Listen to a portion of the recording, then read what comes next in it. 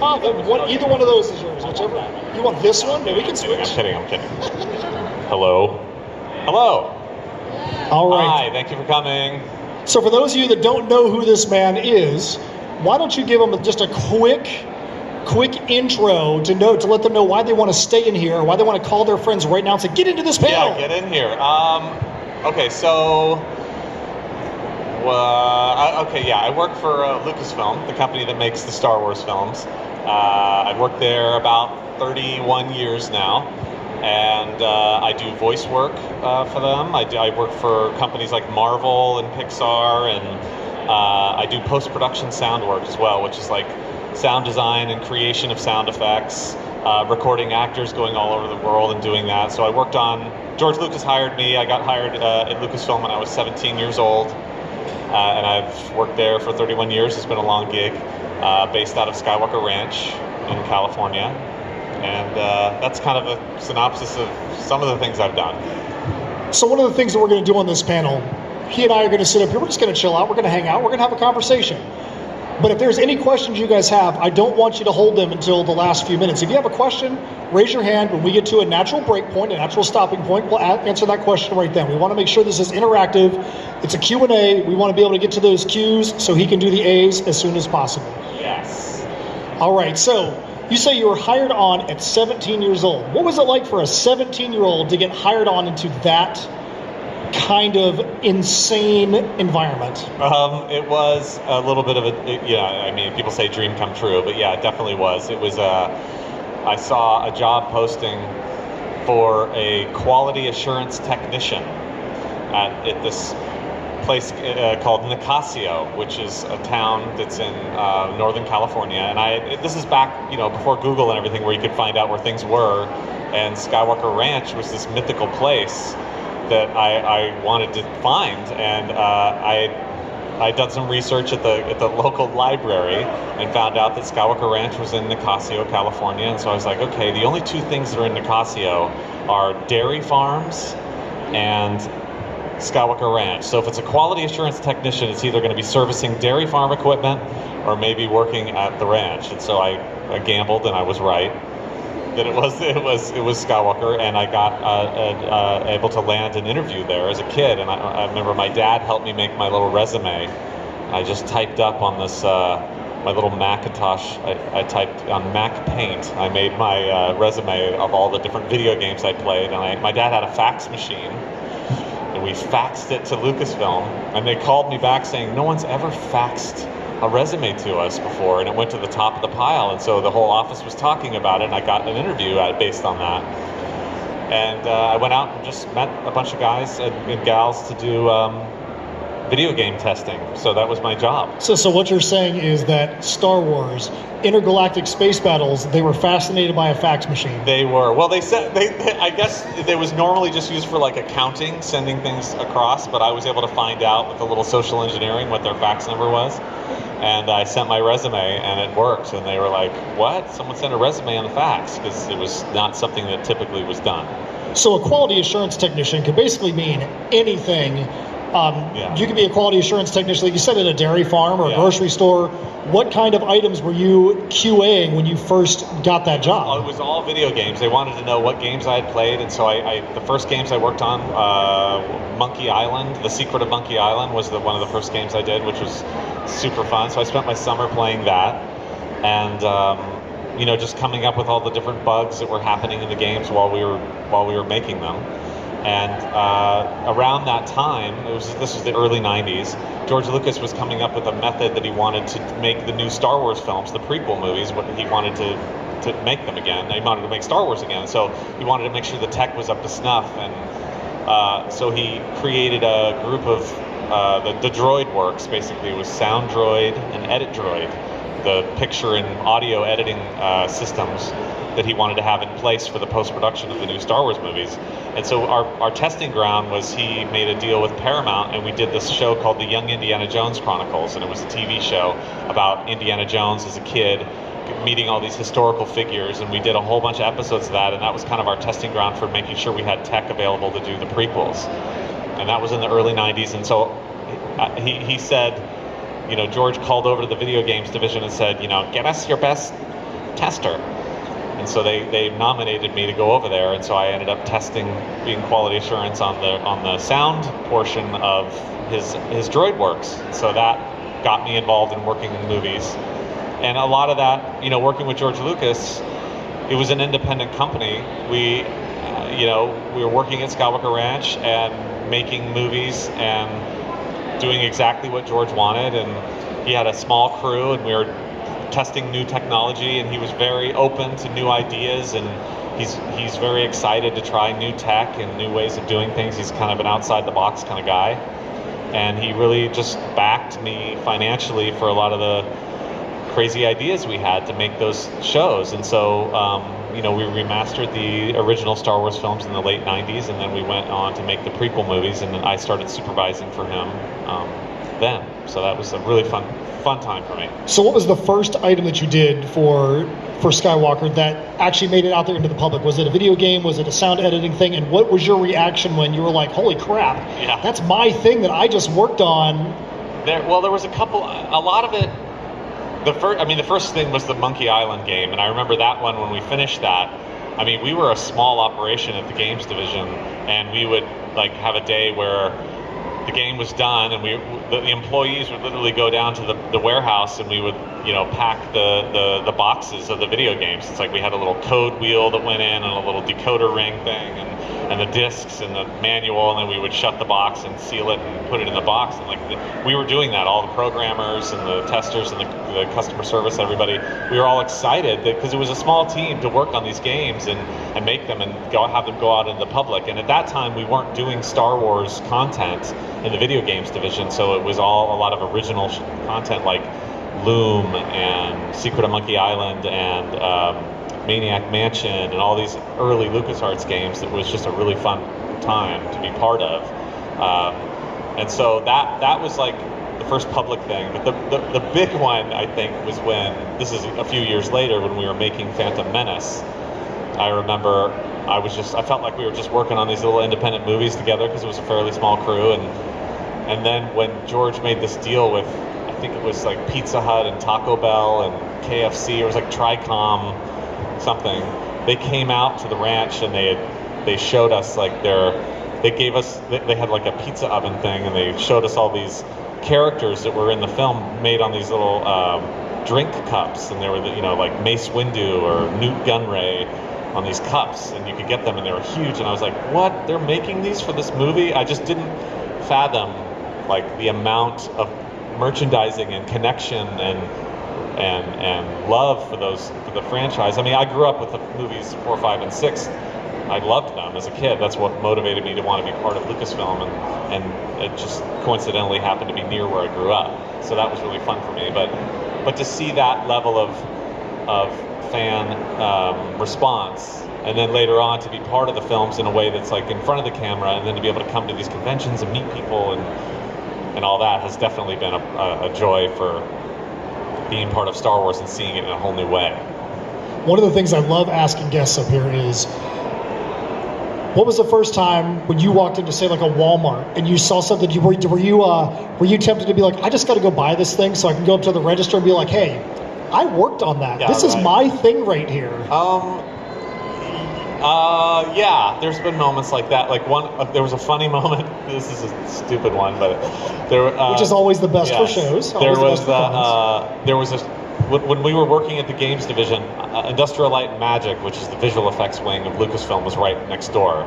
So occasionally you'd get a call, and they'd be like, hey, there was a call that came out. We need somebody with long fingers to come over here to ILM, because we have a scene that takes place in a movie that we're shooting here that we need to get it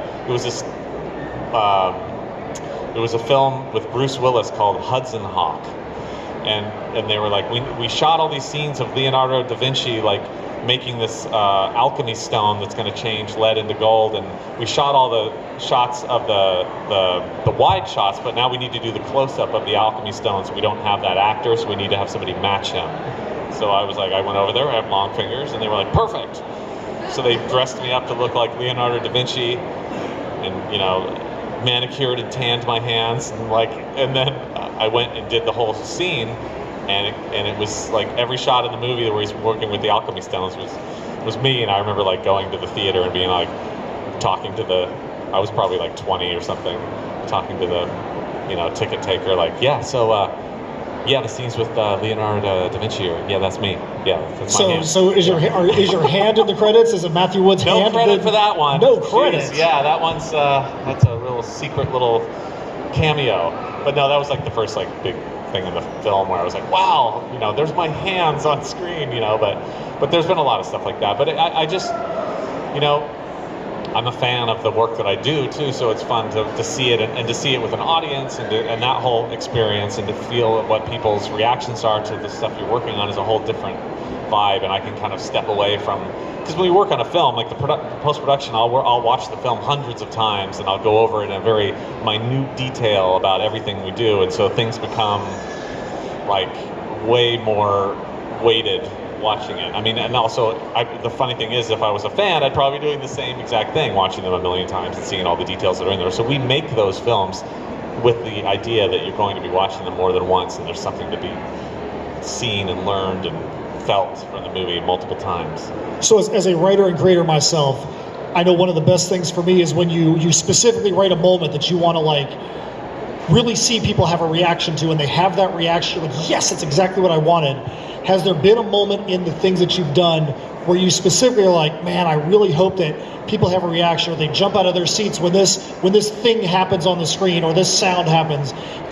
Tell us about any time that you've had that happen in your sound works. I think like the recent films, I worked on all the sequel movies as well. So I worked with Rian Johnson on The Last Jedi, and there was a lot of moments in that movie where, and even so, I can go back actually to Revenge of the Sith, same kind of thing that happened there, where we do something in the film where we try to create because I work in sound. I'm sorry, I'm interrupting myself 3 times here, but the sound is a very subconscious experience. You're not seeing it, you're feeling it. Like, sound is completely entering you in an emotional way, and that's what we're trying to accomplish when we make the movie, is like we try to enhance the story with this whole other layer, which is sound. So, like, for instance, in actually it's Attack of the Clones, where we have the chase with Jango Fett and Obi-Wan through the asteroid chase. We have a moment where Obi's trying to get away, and he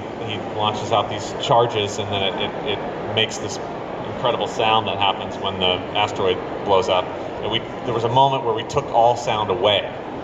We took a moment, we took 2 or 3 seconds away out of sound, so it went quiet, and then it exploded. We did a lot of that in Last Jedi as well, like before fights started, or we would or that moment when Holdo sends her Star Destroyer, or sends her ship all through the Star Destroyers, we go silent, and you find that the audience, like, you feel it. Like, when I go see it with the audience, people like feel it, and it's like you're kind of like on a roller coaster in that moment right before you go over the side. You're like, whoa, and so that moment, I'm always like, yes, and even the Holdo moment in Last Jedi, I mean, I heard people gasping all through the theater, like, what is going on? And then bam, the big explosion. So that's a fun moment for us to be part of. It's sound-based manipulation, right? The best kind of manipulation. Exactly. Again, so if any of you guys have any questions throughout the panel, like I said, just raise your hand. We'll get to your questions. And, anything at all. Yeah. All right, right over here, just say real loud what you got.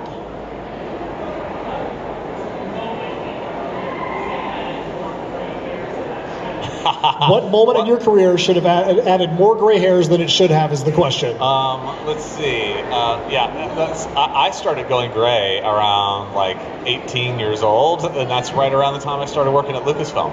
But I guess every time the prequel movies, I was definitely more excited just to work in Star Wars and be like, that was the first time I ever supervised a crew, and working directly with George and all that was fantastic. And then when we did the sequel movies, we were kind of out on our own, and we were going to make new shows for Disney, and J.J. Abrams is a very intense person to work for. I did some films with him before where I did Star Wars, so I'd say the energy doing the new sequel movies was very intense. We wanted to make sure we put our best foot forward, and everyone's very excited to work on Star Wars, and so those films definitely are. And the hours can be intense, and the expectation is high, and now you're working for a company, Disney, and you want to do right for them, because obviously we love Disney, and I'm very excited that George sold us to that company, because I think it was the best company we could have gone to that appreciates the legacy of what we've made, and we already had an established relationship with them, and Walt Disney is a nice parable for George Lucas, and I think so. But yeah, working on those films is definitely the most intense stuff I've done. So we talked right before we got on the stage, and we were talking about awards, potential awards, things like that. We talked about earlier, what was your first time you were like, holy crap, I did this thing and I'm seeing it. Hey, it's my fingers. What is the transition now where you're like, I'm not just doing this thing, but what I'm doing is getting recognized on a national or international stage, and how has that mindset changed? You're like, wow, look at all these things I've accomplished in my career to be able to get to that point. The main thing I think I've taken from working so long in the industry is the crew, my team that I work with. It's an ever evolving process, and being part of Star Wars is a wonderful thing because so many people, it means so much to them, myself included, that I get very passionate people to want to work with me.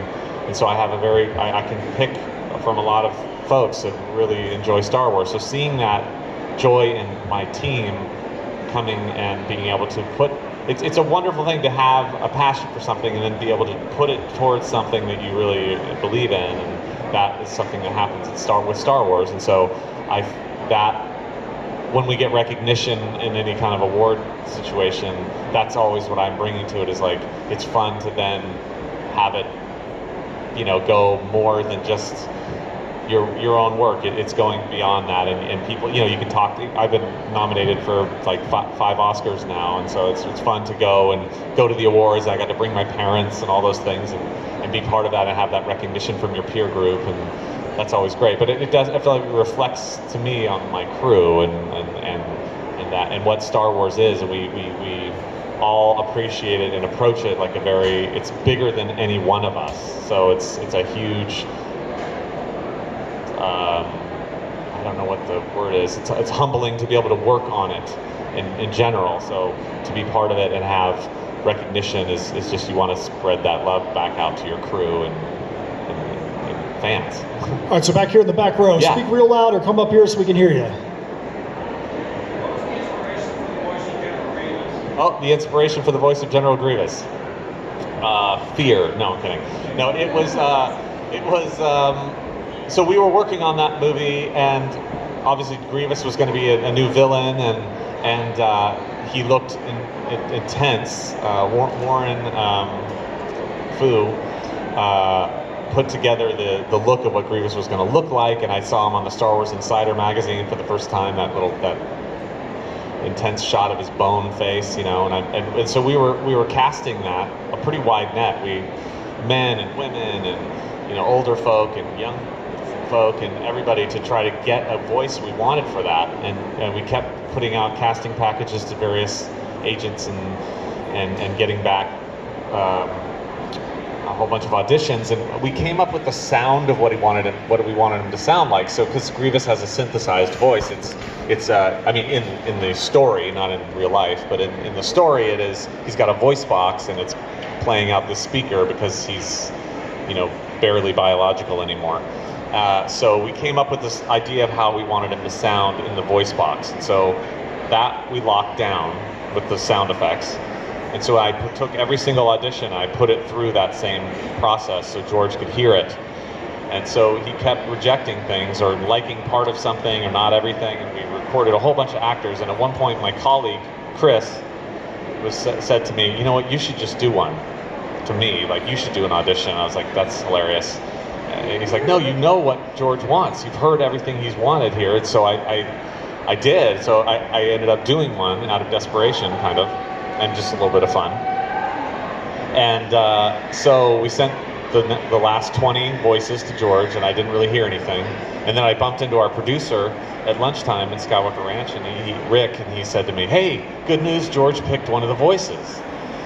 And we got to get that guy in here immediately because Industrial Light and Magic needs to finish the final animation on what the voice is going to be. I was like, okay, cool. He's like,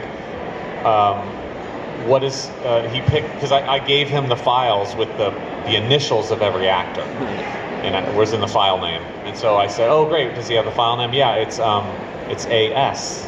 And I was like, okay, AS, great. So I went, and it had been like a week or so since I'd sent him the thing. And I went back to my office and I looked at the list of the actors that I had just sent, and I looked and I was like, there's no AS in my actor list. That's weird. I was like, I'm usually pretty good about like collating what I've done, like who I've recorded, what I've sent to George, and so I have to have a nice paper trail to get there. And I was like, AS, and then it dawned on me. I was like, oh my God, like AS stands for Alan Smithy, and that's kind of like a pseudonym that people use in the film industry all the time, and that's what I put my audition under, was a pseudonym. I put it under AS, not thinking that it was ever going to be picked. So yeah, so I remember just like palms started sweating. I was like, this is strange because there's been such a quest to get the voice, and then he picked mine. And so I went I called the producer. I was like, Rick, he's like, yeah, you got the name? We got to call the agent and get the guy out here. And I'm like, it's me. He's like, what? He's like, what? He's like, yeah, I put an audition in sort of just as a joke, and he picked it. He's like, well, what do you want me to do? Do you want me to tell him? I'm like, yes. He's like, he really likes it. I'm like, well, you just tell him. So I'm sitting by the phone, just like, 20 minutes later, I get this call, and he's like, hey, Matt, hey, I guess you're Grievous now. And I think it was like Wednesday, and he's like, I'm going to come over Friday, and we're going to record it. So he came over to my office, and I set the mic up like I normally would do for another actor, but it was for me, and recorded a bulk of the parts. And I remember I had just gone to Eastern Europe. I had gone to Prague on a work assignment, and so I kind of had this like Eastern European accent thing going on. And George kept saying he liked Bela Lugosi from the original Dracula, and I figured General Grievous, so he's probably going to be, barking out orders. So like most of the time I did the thing with, I would say, like, what's the situation, Captain? So I would speak in this very like, yeah, like that. And there were some lines that was like, I expected someone with your reputation to be a little older, whatever the lines were at the time. And I remember coughing and kind of not being able to get through the lines because like, wow, because my audition, I did that. I was very like, but I was like, oh, now I have to actually maintain that through the whole day of recording. And George was like, no, I like the coughs because I would cough a little bit. And then coincidentally, George himself, this is obviously pre-COVID times, George himself had a really bad cough that day, and I remember I kept the recorder running, and he came up to the mic to give me some direction about something. He's like, yeah, just do this, and then he started coughing, and I kind of moved away from the mic and pushed it towards him, and I recorded a few coughs from George Lucas, and so we ended up sneaking those into the show, so some of the coughs of Grievous in the movie are George, which is really funny. All right, so we got a question over here, and then I'm going to come back to you. What you got? It's like I said, say it real loud for us. Is George Lucas a people person? Is that your question? Did you say a people person? Yeah, I mean, he is the most down-to-earth, accessible billionaire that you'll ever meet. Yeah, George Lucas, and I am forever in debt to this man who was an incredible boss, very much open to new ideas, doesn't put you in a box where like this is the job you do and you can't really go outside of that. Obviously with the Grievous thing, I mean, I was able to play a villain in his film, which was that probably never could have happened in any other environment. Incredibly nice to his employees. When he ran Lucasfilm, we had a beautiful location to work at Lucasfilm, and it was an entire. And still this day, I mean, I know when I interact with George still, and because we still work at Skywalker Ranch. he's just our landlord now, and Disney pays him rent. But yeah, he was wonderful to work for, and has a great team of people that works with him. And we were very lucky that when he wanted to retire to other things, and he's working on this museum that he's got underway in Los Angeles. It's going to be amazing. It'll be built in the next couple of years. But of all of the art that he's collected, and he's just a very hopeful person, and that stems through his company. He's very inclusive in his hiring practices, and a lovely man. Yeah. So, real quick, did you feel like there was any change in your professional career doing Grievous? Because now you've had a role reversal. You went from recording sound and recording other people's sound, and now you actually were a voice actor in a major motion picture. Right. Yeah. So I mean, I got that job right out of high school, and in high school I was doing drama classes, and then at night I was during Lucasfilm times I was working at the American Conservatory Theater in San Francisco. So acting is something I enjoy. It is a passion for me. And so I wouldn't have had the courage to have done the audition for Grievous if I didn't have some form of actor training. But certainly I'd worked, when I got the Grievous job, I'd been working there about 15 years already, and my life had already changed dramatically just working for this man and working for Lucasfilm. Had opened up a lot of opportunities for me, but it was a pretty localized thing. It was Northern California. I was not in Los Angeles, where the majority of the business is, and we're a very close-knit team, so it just seemed like, hey, do a voice for this. Okay. And I just did it, and it was amazing, and then but I didn't think he said to me the very last couple of weeks when we were working on the project, he was like, this is going to change your life. And I said, well, you've already changed my life in so many amazing ways. I don't. Okay, and it did. The thing it did, it opened up a lot of doors, and it just allowed me to also be exposed to the fan experience a lot more, like doing shows like this, getting to meet people one-on-one, getting to give talks, and then be part of this Star Wars continuum in a more direct way has been fantastic. And it's, sometimes I'm like, was I a 5-year-old and I fell into a swimming pool and I'm in a coma right now and this is all a fever dream? Is that what's happening? Was this like a weird, because I was really into Star Wars as a kid, and now somehow I'm in it working on it. So even though it's been 30 years, I still feel those, that same thing. I know it's a weird story. So we have a question over here. What's your question? Just make sure you speak real loud. What advice could you give to people who want to be voice actors? Oh, people that want to be voice actors, what advice? I love it. It's an amazing job. It has been great during the pandemic time too, because I've been working a lot out of the home and being able to do it because I've got a little studio that I've made in my house. But there is a fantastic website made by the gentleman who plays all our clones, D. Bradley Baker. He's an incredible voice actor. He works in pretty much everything. I've hired him on a lot of shows. He made a website, and it is called literally this: iwanttobeavoiceactor.com. That's what it is. And he bought that domain, and he put out it's how to make a demo reel, how to try to get representation, what to expect when you do an audition, how to work on your auditions, how to the kind of equipment you should get for your house if you're going to do auditions, what to expect in the business side of voice acting, and it's just free information because he's been very successful at it. He just wants to share his experience. He's a super nice guy. That is my go-to for advice about voice acting. Yeah, that's a great place to look, and I wish you luck.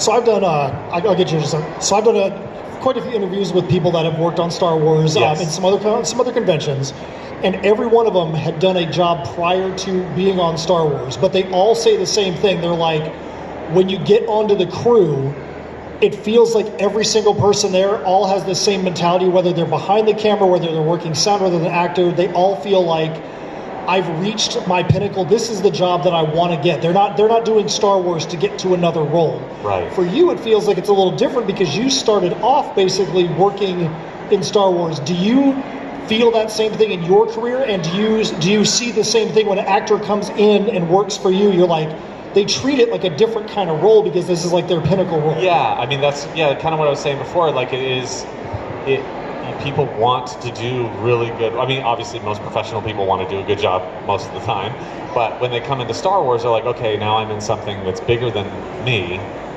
And just like when I come to these shows, I don't like when I come to a show to meet people. I'm not thinking people are coming here to meet me specifically. They're here to meet someone that's involved in Star Wars and someone that has a close, connection to the creators of Star Wars, has worked on all the shows, and I can share my information about that, and that's what it feels like to me. That's the way, and also being a voice actor, the wonderful thing about that too is, because I have a lot of friends that do regular face acting and they're in major shows, so like when we're out going to dinner sometimes you get, interrupted or whatever, and so I have the best of both worlds. So I can like work on the big projects, and then I'm a voice actor, so nobody knows what my face looks like. So I can go home and like go to the grocery store and do all the like things that are like normal life stuff. So I really enjoy that, having that duality. But like, yeah, people come into Star Wars really want to do something that's bigger than themselves, which I think is a great thing to do in life in general. But you certainly get that in Star Wars. And yeah, for me, my evolution of my career out there. I now am super geared towards getting more people involved in it, getting a more diverse crew of folks that I can work with, seeing that passion and being able to guide people into their own careers now. And I feel like I've had a really good run, and I've been very happy and lucky about that. So now it's more like bringing in new folks and getting Star Wars populated by people that have the same ethos that I experienced when I worked with George Lucas. So like just trying to keep that same vibe happening. All right, we had a question over here. What you got, man? Like I said, speak real loud for us.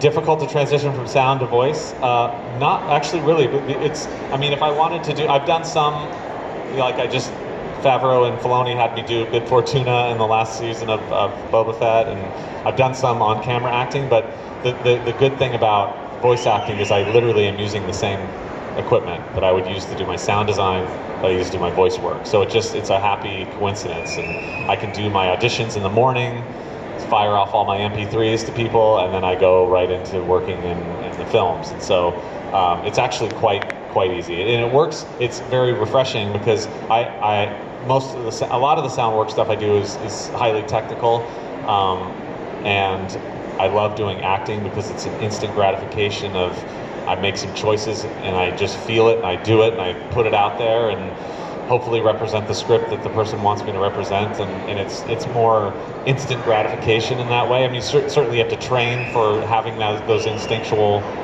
responses, but I find it's just a different level of gratification that's happening sort of instantly, whereas the sound work